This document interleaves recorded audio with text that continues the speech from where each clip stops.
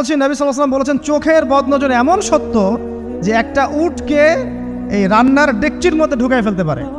মানে একটা উট খুব সুন্দর ভালো, আপনি দেখছেন মাশাআল্লাহ বলেন নাই, নজর লেগেছে, উটটা মারা গেছে দেন তারপর তাকে জবাই করে খেয়ে ফেলতে হয়েছে।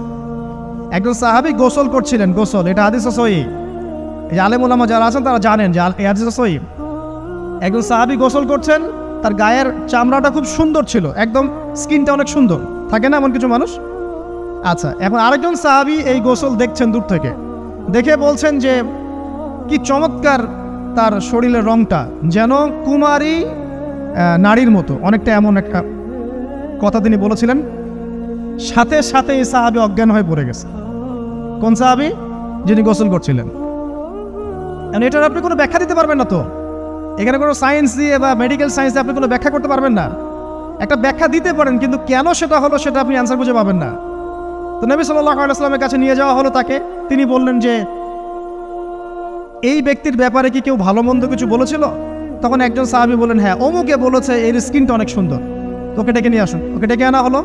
ডেকে আনার পর নবীজি তাকে অনেক শাসালেন, তোমরা তোমাদের ভাইদেরকে কি মেরে ফেলতে চাও? তখন এই সাহাবী তো অবাক, আমি আবার কখন মারতে চাইলাম ইয়া রাসূলুল্লাহ? আমি তো মারতে চাই নাই, আমি তো খালি বলেছি যে তার গায়ের রংটা অনেক সুন্দর।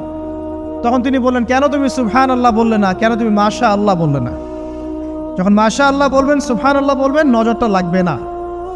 আর যখন আপনি মাশাআল্লাহ বলবেন না, সুবহানাল্লাহ বলবেন না, দেখবেন নজর লেগে গেছে।